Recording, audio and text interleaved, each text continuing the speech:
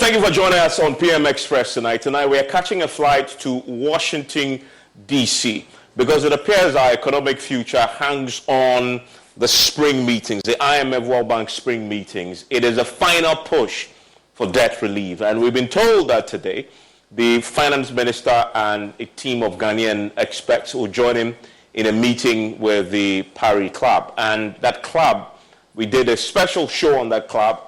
Just more than 20 countries sitting in that club, and then China in addition. Although they are not members of the Paris Club, we understand that they may be sitting in this meeting trying to break this deadlock. The Europeans, the Paris Club, have actually said that until China gives its own commitment in principle to either restructure or forgive our debt, they won't do so. The Chinese haven't. If you need mulch, we've got you covered at the Home Depot, where you can get 3 bags of Vigoro Premium Wood Mulch for only $10. Protecting your plants? Mulch. Accenting your landscaping? Mulch.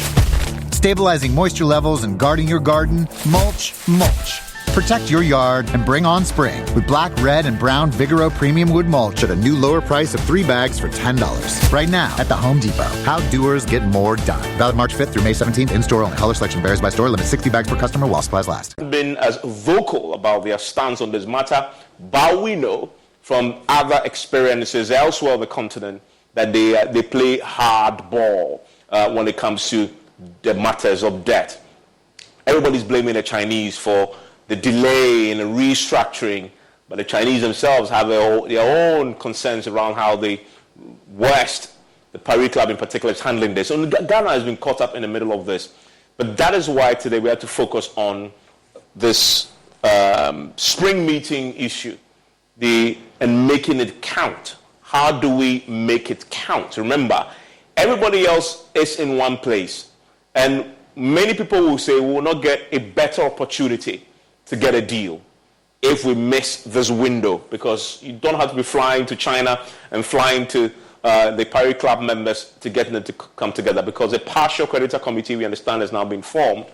And so that is the background to the conversation we're about to have. And so really, let's get into what we expect from the Paris Club as we stand tonight. They've come together, all these countries, the IMF and the World Bank, come together to look at debt restructuring, the exchange rate concerns, the inflation, economic growth, and climate change. All are key issues on the table for discussion. And these issues are global issues that everybody else is talking about. A lot of countries are asking for debt restructuring. Exchange rate issues are big issues, even in the West. Inflation is a big issue also. Economic growth, there's also been talk about recession, even in the U.S., 2 consecutive quarters of negative growth in the U.S. and elsewhere. So, yeah, the times aren't great at all. And you see a tiny little African country caught up in the middle is a big deal. So really, what are the spring meetings? What is it really? It brings together all these key stakeholders to have a conversation about the global economy, right? You have the central bankers, you have the Minister of Finance, Development, and other, partners who all come together in one place to talk about some of the key issues I've talked about, focusing on some of the key global issues of concern. They will look at the global economic outlook, poverty reduction, economic development, a host of other issues that they will be talking about there. And you have today, for example, there have been several press conferences today. We covered, I focused on one of them, where you had the G24 emerging economies also talking. We have one where the World Bank boss was also in it. So you have all these seminars, all these press conferences, all these briefings happening around the spring meeting. And so that's what this is all about. That's why it's important, because everybody else who matters in the scheme of things as far as the global economy is concerned is in one place or are expected to be there. And so if you're a country in need like Ghana, that's the place you want to be to have a conversation. That's why it's important. Now let's focus on Ghana's debt for a second, right? We've been trying since last year, July, to try and get an IMF deal. We got the IMF executive, we got an IMF staff level agreement, right? But what else do we need to do to cross the line and receive the actual money that we require? 3 billion. When will this begin to hit our accounts? And that's the most important thing. Plus the political credibility that you get and all the other issues that come with the positivity with your currency, etc. Right? So the key things. Letter of intent is the first thing. We check that box, right? IMF staff assessment, we check that box. The IMF also staff level approval is what we checked, I think it was in December, right? Then we move to the key, most thorny issues of your debt. What are you doing? Because IMF will not lend you money if your debt is unsustainable. So we restructured our domestic debt, which is what we have here. We checked that box as well. And then external debt restructuring. And that's one of the things that is currently ongoing. And when I show you the next slide, I'll begin to ask a question. There's a lot of focus on the bilateral debt. But if you look at the in terms of the spread and the balance, our the debt that we owe the Eurobond, private guys, this is quite huge, quite significant. It completely overshadows what we are talking about with China and the Paris Club. So why is there so much focus on the bilateral, multilateral debt instead of the Eurobond? We'll talk about it. I get my guests to chip in. But we tick that box as well. This box, it's still ongoing, right? But I want to show you, the key things about that particular graph that I was showing you earlier about the many boxes that we need to tick to get onto that. And we were talking about the executive board approval, which really must follow once we deal with all these debt issues. That is the big one, right? Once that is done, then we go to the critical point of disbursement. So even when you get the executive board approval, it is not the end game. The end game, disbursement of the first tranche, right? That must come. Even that is tied to setting milestones that you need to meet. And then reviews and subsequent disbursement. Now, let me point out something to you that is important and why we should, even if we get the executive board approval, we should be careful in celebrating. Because Zambia is a classic example.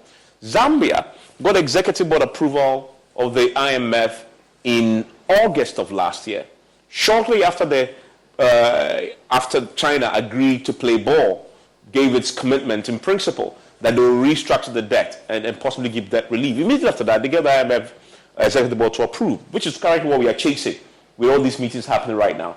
But guess what? Since then, they haven't received the first tranche yet. They haven't. $188 million is the first tranche that Zambia was expecting. They haven't received it yet because if you get the agreement in principle, the commitment in principle from the multilateral, bilateral creditors like China and others, that is just assurances, right? That's an assurance. But then you need to move to actuals. They assured you, we'll give you the executive board approval, but to actually get your first tranche, these creditors must move beyond mere words of assurances and commitments to actually restructure the debt that you owe them. And Zambia has found that it's proving more difficult to get that deal done with the bilateral creditors. And the Paris Club is blaming China for this. And so they still have not yet received $188 million, which the IMF says is ready. It's ready. The minute you get China and the rest of the Paris Club to get a deal for you in a restructure, we'll release that money. And that is the Ghana challenge that we may face also. And I'll get my guests to join in because we're already focusing on executive board approval. But as Zambia is proving that you may get that and you still struggle to get the actual tranche. But Zambia benefited even without the tranche because immediately they got the deal, executive board approval. Within hours, the Kwacha was the best performing currency in the world. And you're expecting those dividends to also come our way once you get that. So there are also, soft benefits that you get, which is also very significant. But that's a key thing that I want you to pay attention to. And then this is the spread, as we've always talked about on the show. And this is, for me, is a key thing here that I'm looking at. I'm going to ask my guests when they join me on this. So there's a lot of focus on 1.7 billion and the Paris Club of 1.9 billion, right? That is small in comparison to Eurobonds. That's a Eurobond, as you remember. Again, here we broke that story. Government has proposed a 30% haircut both on principal and on coupons for those Eurobond debt holders. Will they accept that? We haven't even talked about that. We are already focusing on this particular area here with China, right? What about this particular here? And let's see the graph here that shows the story of how this is going. So we have Ghana. We're beginning our climb. And if you look at the climb, if you look at this big circle here, That is the big one. We are not even there yet. That is the 13 billion ball. Huge wrecking ball. 13 billion. This small wrecking ball is red, but it's danger. It's China. If China says, yes, we'll go, you will possibly get the Paris Club also moving along. We'll clear this, We'll possibly get others also joining in. You will get here also joining in. So, and that is why this is important. This one red here is important. If China says, yes, let's go, this will go, and this will go. That's the expectation, right? All of them will clear and toe the line and help this little vehicle called Ghana. However, what about Eurobond? I don't know. I'll ask my guest to join us. And then you have the IMF then saying, okay, if all this clears up and you're able to climb up, you get here, you get your 3 billion. That's a key thing that we are all hoping to see. And there have been many assurances as far as Ghana is concerned. Many. Even before the Paris Club meeting started, the spring meeting started, IMF, World Bank, everybody saying, listen, let's help Ghana out. So, how do we make the spring meetings count? When I return, we're joined by Professor Godfrey Bokwin, who joined me via Zoom. Also, we're joined by Dr. Thue Champon, who is an economist as well. And then we'll be live in Washington with George Wiafe, who is standing by with another guest of ours, an international expert and analyst in these areas of debt from the spring meetings. And we'll get an update on the meeting that the finance minister has been holding with the Paris Club, forming a partial creditor committee before we get into the substance of the conversations. Please stay with me.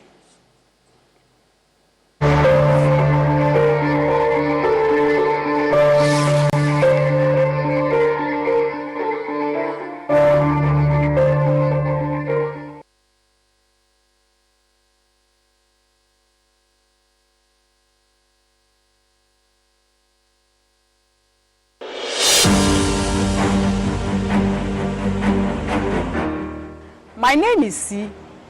I'm a person living with HIV. I got to know of my HIV status when I became pregnant. Since then, I have successfully been delivered of an HIV-negative baby, thanks to PMTCT services.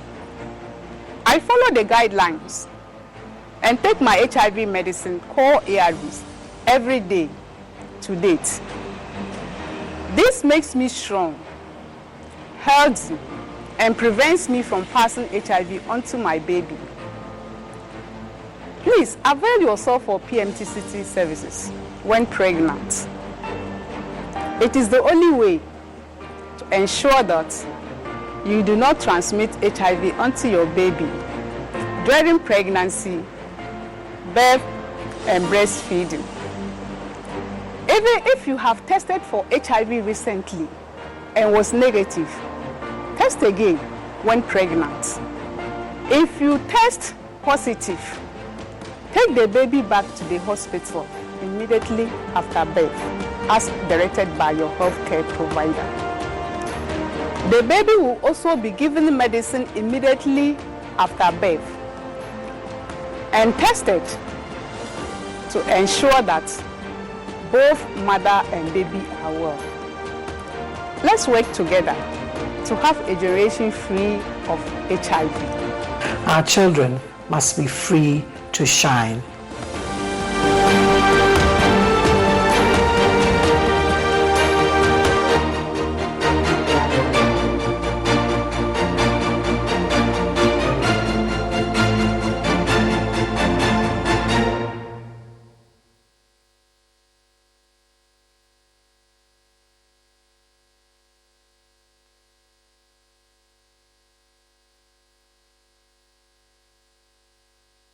Can he tee up someone in red? And it goes to one!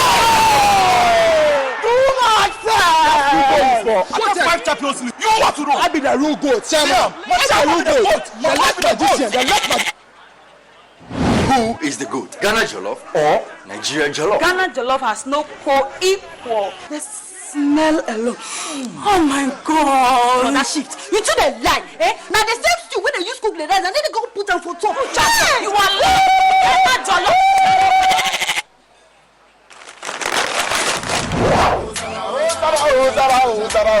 Are you with you? Forget everybody. Yeah. My guy. Put your papa in the judge. Put some respect on the goat. On the goat. The only goat I know lives in Tama. Every year, we dey give to you back. We are talking about BET. I want some Yaji face. Except be the goat. My guy, he be the goat. Though our choice of goats may differ in football, music, and jollof, Alomo Bitters always brings us together. Alomo, experience greatness in every moment. Drink responsibly. Not for sale to persons under 18, nor recommended to pregnant women. This advert is FDA approved. Score HD, the new exciting football channel, is now available only on HD Plus and brings you football from around the world. Watch Sadio Mane and Daniel Kufichre in the top weekly match of the Bundesliga 1 and DFB Cup, Primera Liga, Copa de la Liga Profesional, see Ronaldo in the Saudi Pro League, as well as daily sports news every other hour. Also, get updated on Messi and Mbappe on PSG TV and many more. Feely on HD Plus channel 151. Agrona Ede, HD Plus, the Feely experience. Crazy pa. Answer by now me. Whiskey. Wash. All of a sudden, my voice I hear different. And when you saw I call. Barman, bring me the honey whiskey. You know the one? Black Rock Whiskey. Honey whiskey. Chalet, honey near dear Frau. Black Rock Whiskey is strong. Now so taste me is smooth and it goes down easy. Excuse me.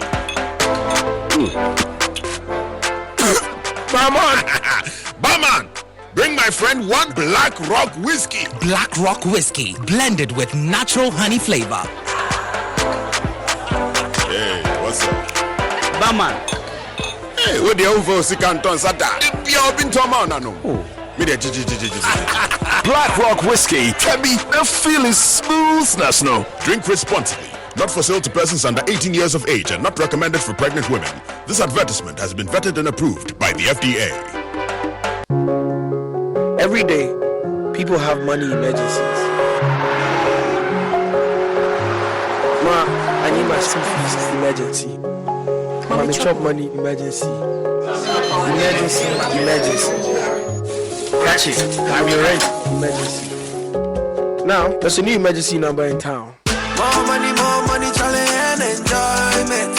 At the top life we got. Dial star 770 hash for all your money emergencies and chop life. Dial star 770 hash for money emergencies and get easy and quick access to your money, loans, and other banking needs. EcoBank, the Pan-African Bank.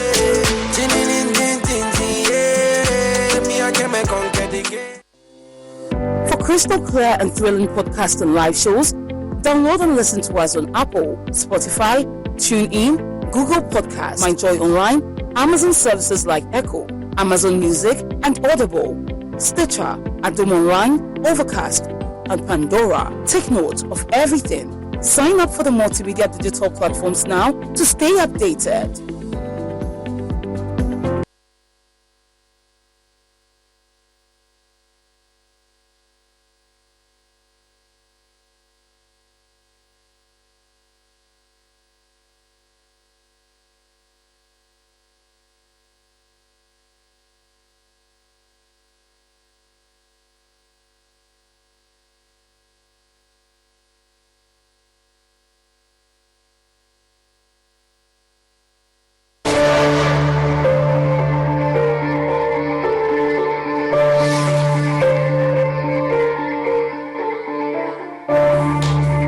Take us straight to Washington, D.C. now, where George Yaffe is joining us right now.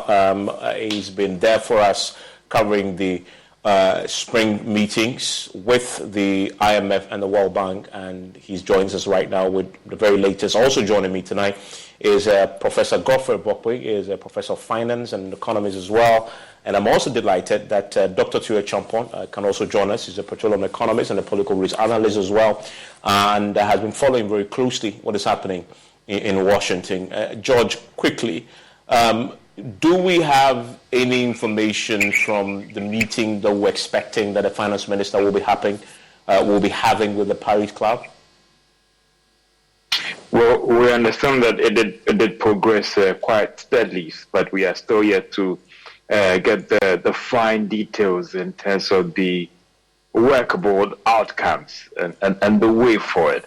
I mean, going into this meeting, and even when it was still going on, we got the understanding that it was progressing quite smoothly. What you and I know a lot of people will be looking forward to, will be the Paris Club statement with respect to going forward, even though this partial creditors committee has been formed. What will be their take on China and whether China is going to come on board or whether China will still want to stand alone and be dealt with in terms of it being more of a bilateral China-Ghana relationship in terms of the debt treatment. Even we got a sense when the G24 members held a press conference chaired by the finance minister of Ivory Coast. He didn't use any country's name, but it was clear what he was talking about when the question was asked about this whole debt framework. And his concern was that everybody's looking forward to every country being part of a framework that would help deal with this debt program. But it appears that they are not quite satisfied when it comes to one country wanting to be dealt alone with when it comes to how they treat countries in Africa's debt. So we've seen some signals that China is still the biggest elephant in the room in terms of dealing with our debt situation. It will be interesting what will be captured, that text, and what will be communicated also and off record as well with respect to this Paris Club meeting. And Dr. Tui Champon, I mean, going into today's meeting, I was reading on international wires, if I'm not mistaken, it must have been Bloomberg or Reuters. Now, the FT, the Financial Times, was reporting that they were expecting China to be part of this meeting with the Paris Club, with our finance minister in it as well. What's your reading of the situation, really? I mean, how much faith, how much hope should we place in today's meeting that we understand may still be happening? I think the meeting is important, and you're very right in the sense that the international news wires were reporting that it was going to be two of the key players in the equation, the Paris Club, and the Paris Club, for the purposes of educating our listeners, is just 22 of the most developed economies in the world, excluding China. So it was them on one side and then China on the other side. But again, China is an ad hoc member of that club. So sometimes it attends a number of the meetings. But we were certainly made to believe that the meeting would have these two players at the table to discuss the debt relief package and then sort of come out with a joint assurance that then Ghana could take to the IMF board to get the approval. Because as far as Ghana is concerned, it has done its bit of the equation in terms of the domestic restructuring, the key revenue bills that were passed, and the only thing that is left in the equation now is just the external debt restructuring bit. But even that, the key thing is getting these assurances.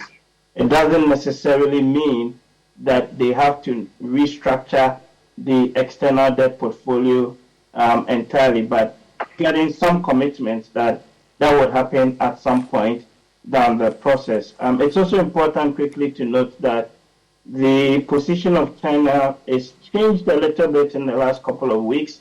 If you read a number of the statements that have come through from them when the finance minister visited a couple of weeks ago, that they were ready and willing to help. The challenge really comes down to two things. The loans that China provides to Ghana, which is quote-unquote kind of bilateral, and then the other loans that other Chinese state entities, your China Exim, your CDBC, you name it, provides, which, strictly speaking, some of them are commercial. And then the issue really is, do you bundle all of those things into one category as part of the restructuring effort? And that's where a bit of the complexity is. But I think clearly we've seen quite a bit of a shift in tone. And I am optimistic that in the coming weeks we would get, the deal going through. But certainly some statement I'm sure will be issued at the end of the day today or tomorrow. Okay, so that's very optimistic. And Prof, you share that optimism? I share largely with Dr. Tio's point, but I think that if you look at when the Ghana team visited China, they were overly optimistic in terms of the statement that they issued afterwards.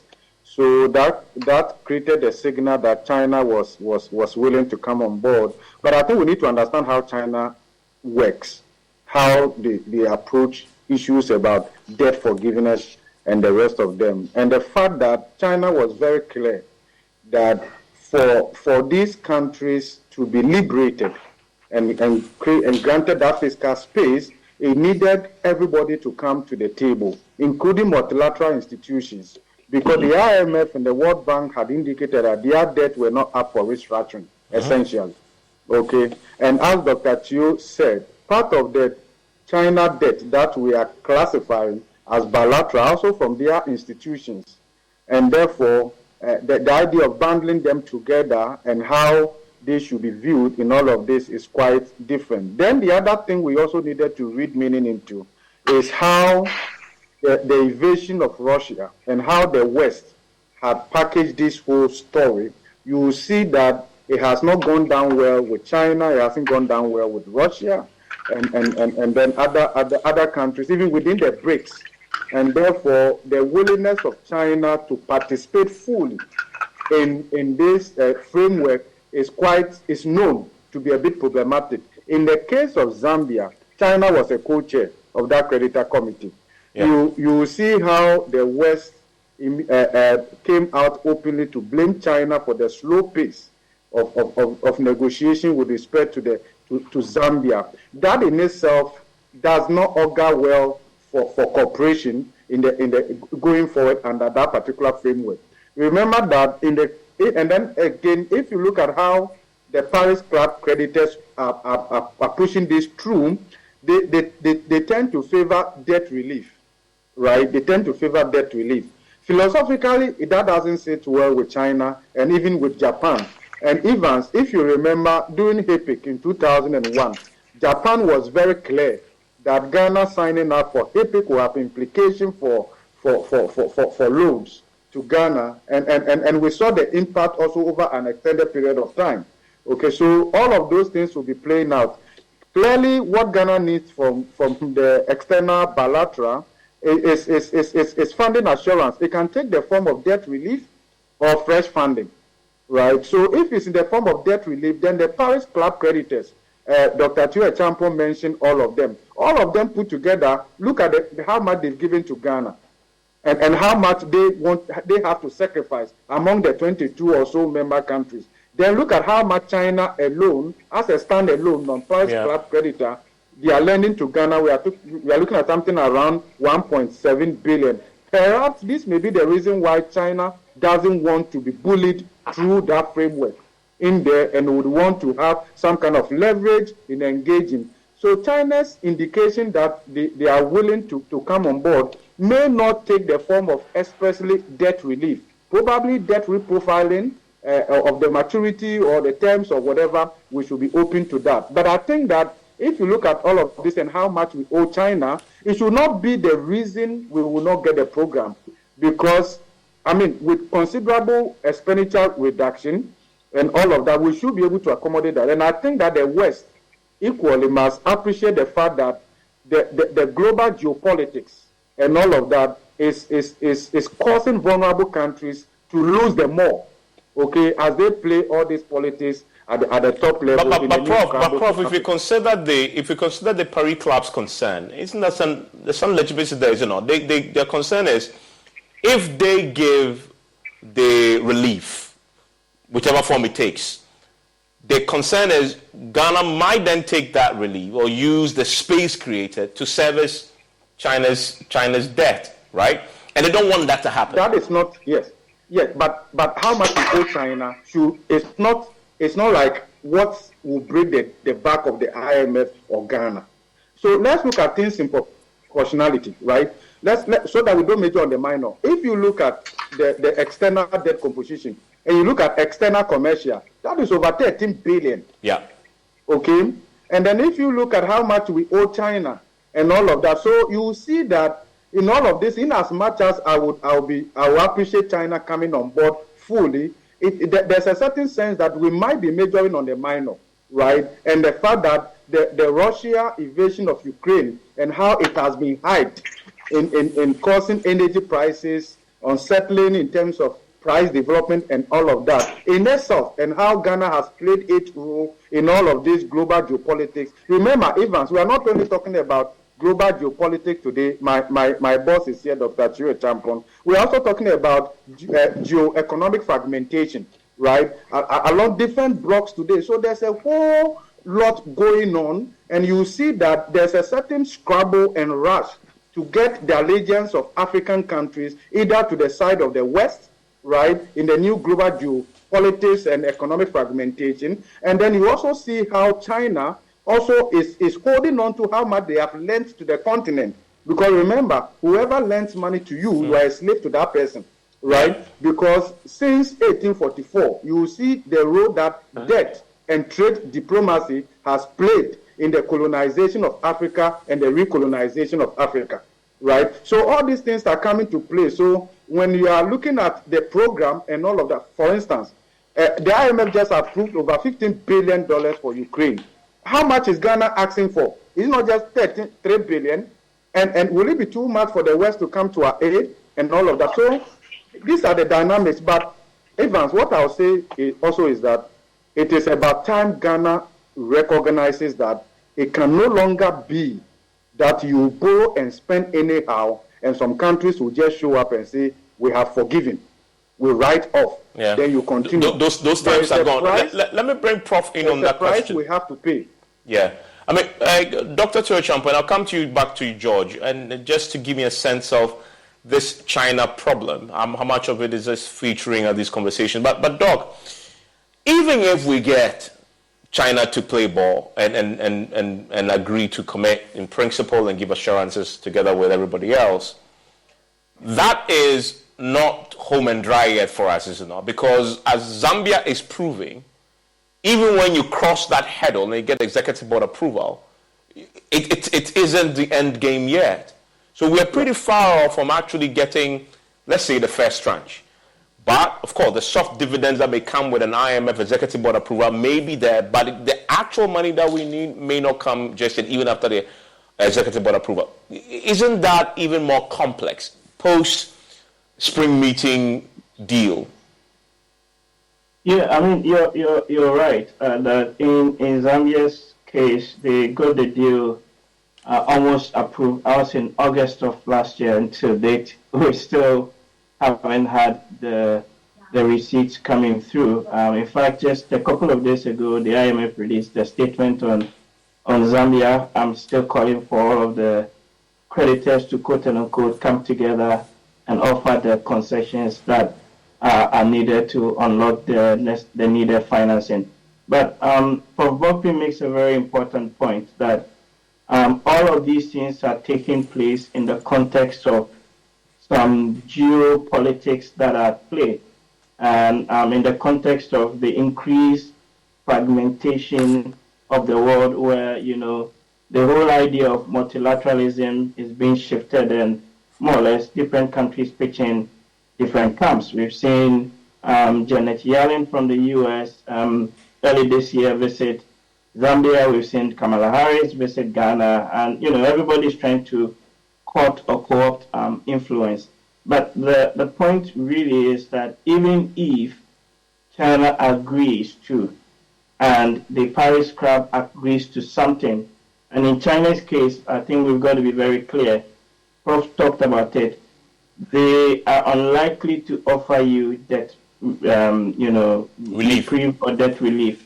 You're going to get a reprofiling of your debt. We're happy to let you defer your interest payment or something, but we're not going to give you a haircut or anything of that nature. That's like the philosophical stance, right, around that. So let's say even they agreed on that, and the Paris Club also agreed on that. I think there are two ways to look at it from, in terms of this. The fact that hurdle would have been crossed, and Ghana can now go to the IMF Executive Board with this proposal, and if the board agrees to it, that sends a lot of positive signal to the market in terms of sentiment and in terms of things right to do going forward. It may not automatically translate into release of funds until perhaps other conditions are met, right? But I think the key thing really in the short term is really that communication of that policy signal, which would be positive, that finally somebody is going to be taking Ghana's hands and making sure that the very things that they should have been doing in terms of revenue, expenditure, state-owned enterprises, and all of the reforms that you can put under the structural transformation or structural reform bucket being done. I think that really is sort of the core short-term signal that would send to a lot of market players. I mean, George, so I don't know if you've had any conversation at all with our representatives there. The finance minister is there. Okay, we'll bring George back because I understand we lost him. We'll get George back to give us that picture, because I'm really curious to know, among the Ghanaian delegation that is there, what's your own feeling around what they can realistically come out of? If you need mulch, we've got you covered at the Home Depot, where you can get 3 bags of Vigoro Premium Wood Mulch for only $10. Protecting your plants? Mulch. Accenting your landscaping? Mulch. Stabilizing moisture levels and guarding your garden? Mulch. Mulch. Protect your yard and bring on spring with black, red, and brown Vigoro Premium Wood Mulch at a new lower price of 3 bags for $10. Right now at the Home Depot. How doers get more done. Valid March 5th through May 17th. In-store only. Color selection varies by store. Limit 60 bags per customer while supplies last. The spring meetings with, even as they go into these meetings. But there's another elephant in the room that, because of the bilateral, multilateral China conversation we're having, we seem to have forgotten. And Prof, I want to bring you in here, which is the Eurobond question. 13 billion, that is. Far bigger than China and the multilateral debt combined. We had initially, I'm talking about Ghana, had initially proposed sometime last year a 30% haircut for them, in addition, a haircut on both principal and then on coupons. Where are we with that? And how important, can we really cross this debt restructuring barrier if we do not tackle that? Because there's a lot of focus on China and bilateral, but I'm just curious why that seemed to have fallen below the radar in terms of the focus. Right. Thank you very much, Evans. So that is quite clear, and I'm sure Dr. Teo Achampo plays that's his own match, right? So in restructuring your external commercial Eurobonds, it's not going to be as straightforward as we saw in the case of the domestic debt exchange, right? And therefore, if you were waiting to finish the restructuring of your external commercial, then probably we are not looking at maybe in a month or two or so to have an IMF program.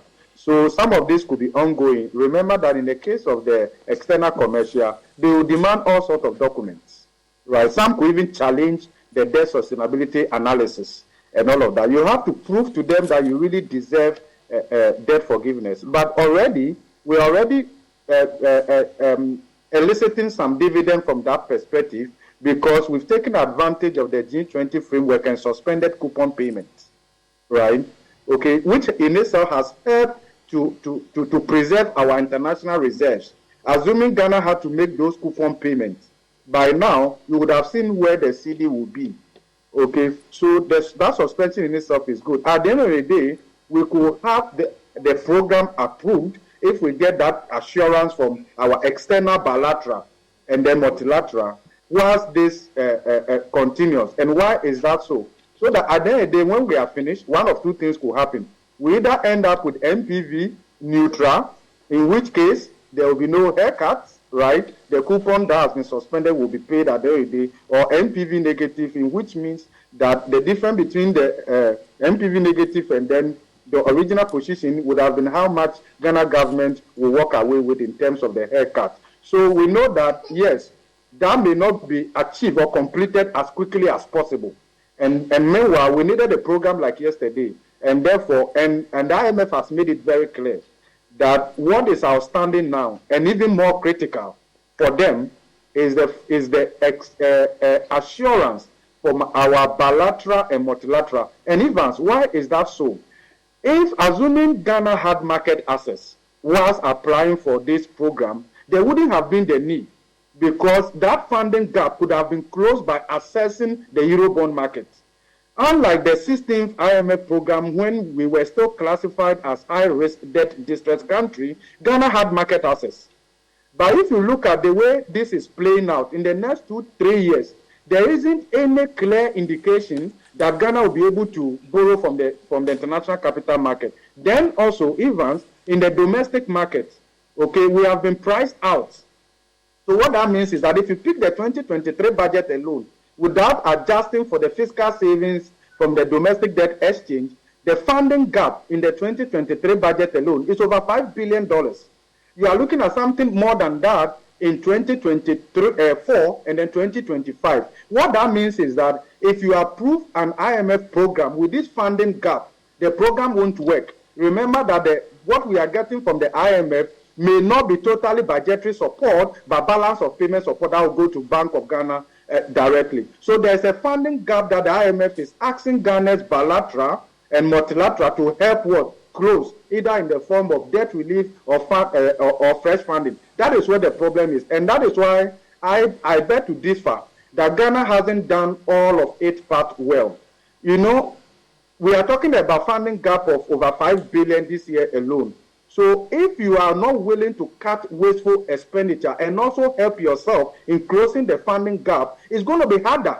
And that is why you have to beg harder for others to close that funding gap. Even the other thing we need to bear in mind is that there are serious threats to the revenue projections in the 2023 budget because of what the domestic debt exchange has done. Okay, if you look at the impairment losses on the books of the banks alone, it's more than enough to wipe out the combined profit of the banking industry last year. So that will have implications for our revenue target. Now, we've seen considerable delay with the passage of the other revenue bills. We are talking about Q2 now, right? And all of that. So would that also have implications in terms of our revenue target? Then you're also looking at the general frictions, the multiplicity of taxes, right, and all of that, and how this is going to pass through the system. Already the IMF is forecasting a much lower growth for 2023 than what the government projected in the 2023 budget. It's also, and you see the government is projecting 2.8% in the 2023 budget. IMF is projecting less than 2%. The World Bank is projecting just about 2% or so. Now, we're also seeing that inflation is going to remain elevated because it's going to be a bit challenging bringing down inflation drastically to 18.9% as we see in the 2023 budget, because February inflation was actually 52.8%. Of course, dragging down inflation from 52.8% over 7 months or so is going to be very painful, and the system will feel it. And that is how come growth is going to decelerate, and the trade-off will be growth, employment, income, consumption would also come to play. Thank you. Okay, so there's a big question, though, that all this leads to, which is, and Dr. Theo Champon, I'll come to you with that, because we need to then begin to ask the question. If this due delays, just like we've seen with the Zambia, and we need balance of payment support, can this economy survive till whichever time that we get? The executive board approval is good, but they say the first tranche to show up our foreign reserves and the balance of payment support. Considering where our import cover is currently, can we survive till whatever time this is done? But George is with me now, and George, I'm curious, when you speak to the finance minister and the rest of the Ghana delegation there, what sense do you get about their level of confidence when it comes to what they believe they can realistically get from the spring meetings? I mean, Dr. Theo Champon earlier on made some contribution. And again, Evans, when you speak to them, you get the understanding that they have done whatever they're supposed to do on their part in terms of the preconditions. And therefore, they feel that should demonstrate their commitment to any proposed program that they have put forward for the fund to approve. So they believe that they have done what they are supposed to do, and therefore hoping that they'll be able to get these external creditors to come on board to more demonstrate an approval in principle, or in principle they are committed to Ghana's financing program. They should get the board to approve the program for them. So you get the sense that they have taken that bitter pill by expressing some commitment to take certain programs to help restructure the economy. They've done what is supposed to be done, and therefore they think that the IMF and the other partners should also do their part if they are indeed committed to helping Ghana come out of this current challenge. I see. Dr. Champo, to that question that I was asking earlier, which is, from everything I've heard, the road to one executive board approval, I think is possibly the easiest path. The executive board approval might come at the end of the spring meetings, possibly even May. I mean, some have suggested. But then I see the Zambia example. Everything else that I've heard Dr. Professor Bokpin explain, that the road beyond that, the executive, it's even more uncertain. So I asked the question, can this economy survive? Looking at where our import cover is right now, and the last time the Bank of Ghana gave an update, we are still around 4 weeks or so. George, let me get George. George, if you can remember, the last monetary policy meeting, did the Bank of Ghana governor give us a sense of where we are with the import cover and how many weeks? I think that in monetary terms, you'll be looking at almost $6 billion. That is the gross. The net, you're looking at a little over $2 billion. I think 2.8 billion, and Prof will help me out. Maybe $2.8 billion. That should ramp up to about maybe a little over 2 weeks or 4 weeks of import cover. I stand to be corrected, but in terms of net, you're looking at almost $3 billion, and gross is somewhere around $6 billion. Yeah, I mean, let's work with the net. The net is what. The net is what you work with, and that's just over $2 billion, if I remember very correctly. Yeah, but we had been there before, Evans. We've been there before. Somewhere 2014, our international reserves on net basis could cover 2 weeks of import. Was 2 weeks of import cover. But then we got the IMF deal in. But let me ask that question, by the way, substantively. Dr. Churchampon, so if that's where we are currently, with just over $2 billion net, gross net reserves, are we able to hold our own and not stray into the territory of Sri Lanka if we don't get the tranches coming in as quickly as possible? I don't think we'll get to Sri Lanka. I think what might happen actually is if the deal delays and the first tranche of the funding is not released, as Prof was saying, basically, look, the 2023 budget numbers don't make sense anymore. So we'll have to go back to Parliament and represent a new, estimate. So we don't. The finance minister wouldn't have to wait until the mid-year budget in July. I suspect that he will have to go back to Parliament between now and July, possibly sometime, towards the end of the month, with some revised budget numbers, but especially on the expenditure side, some deeper cuts on expenditure to compensate for the loss of revenue that we're likely to see. If you recall, just the last few days, even the port authorities are saying that their cargo volumes are down, right?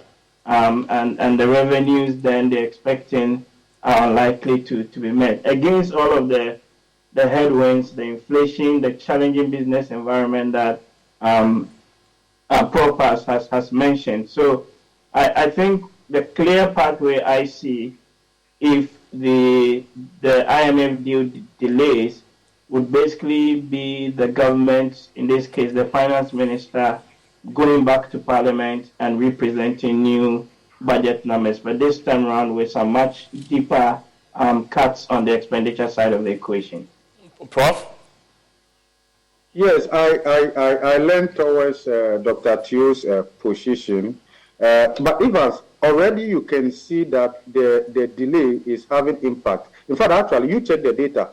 Budget execution, 2023 budget execution is very low. There's very little happening right now.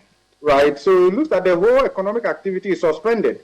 So, and part of that is also contribute to why the city is stable, right? Because there isn't enough movement. Because economic activity is about movement, goods, services, labor, and all of that. So once, and now Dr. Tio Acheampong talked about, there's a general slowdown in economic activity. You can see it from the ports, okay, and all of that. So, and in terms of even investment, okay, expansion, everybody is adopting the attitude of let's wait and see, right? And what will happen. So I think that and look, let me say this.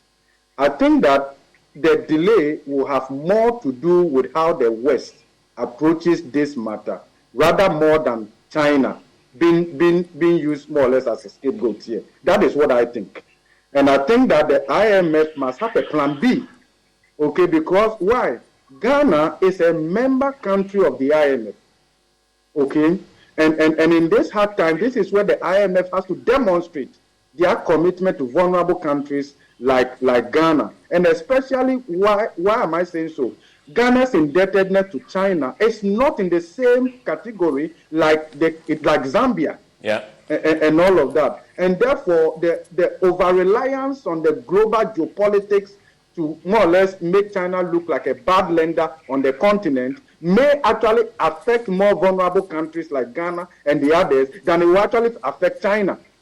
So I think that we need to get that clear, and we need to send a strong message to the IMF and their Western allies that Ghana needed the program and we needed it like yesterday.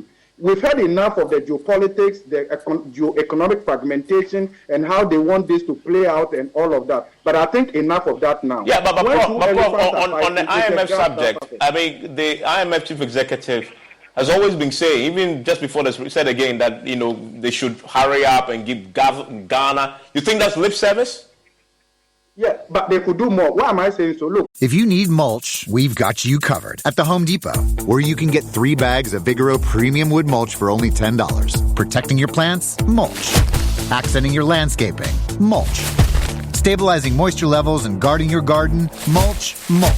Protect your yard and bring on spring with black, red, and brown Vigoro Premium Wood Mulch at a new lower price of 3 bags for $10. Right now at the Home Depot. How doers get more done. Valid March 5th through May 17th. In-store only. Color selection varies by store. Limit 60 bags per customer while supplies last. Evans, look at the whole story.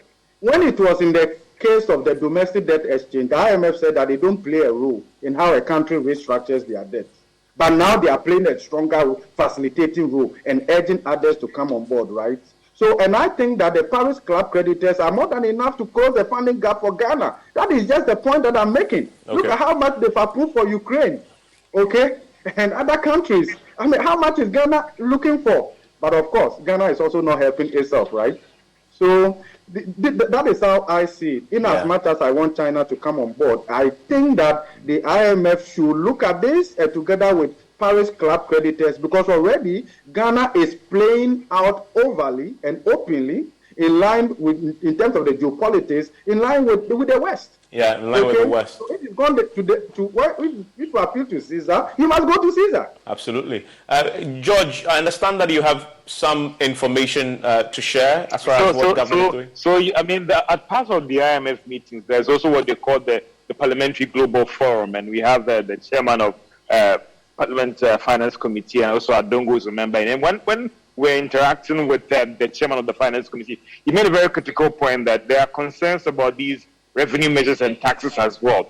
And if indeed, as time goes on and we don't get what we're looking for, there may be government itself might have to look at a situation where it has to adjust its expenditure to match with the declining revenues. So you're seeing that signal that maybe they have to take some tough measures if the revenues are not going to come because of the current challenges we're having. Just like what Professor Bobkin said, growth is slowing. The IMF is projecting 1.6, World Bank is 1.8. That will have implications for your fiscal targets and revenue as well. And it means that you have to do something now than to wait for a mid-year budget review to go and adjust the numbers, Evans. Thank you, gentlemen. Thank you, all of you. I mean, there's a lot of food for thought. And George, by the way, just before you go, anything planned? Well, do you have any?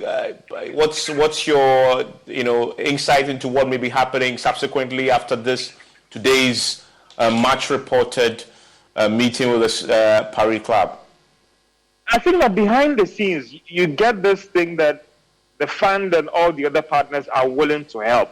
So we will be looking forward to that statement coming out. But on government's part, they remain resolute to ensure that they close all the gaps whilst they are in Washington, D.C. So that after the spring meeting, the rest will just be ticking the box so that they can go to the board, just like what Prof might be saying, possibly in May next month to get the board approved Ghana's program. But we'll be looking forward to that Paris Club statement and the content and what they will say about China. Thank you, George. Thank you, Dr. Turi Champon. Thank you, Professor Bokpeng, as well, for joining us here on PMS. We'll keep an eye on the spring meetings. Hopefully, this statement that we've all been talking about, you heard George talk about, may come up and may be positive, paving the way for the executive board approval. But as we've learned tonight, even the executive board approval is not the end in itself, as Zambia has found out quite bitterly. Enjoy the rest of your evening.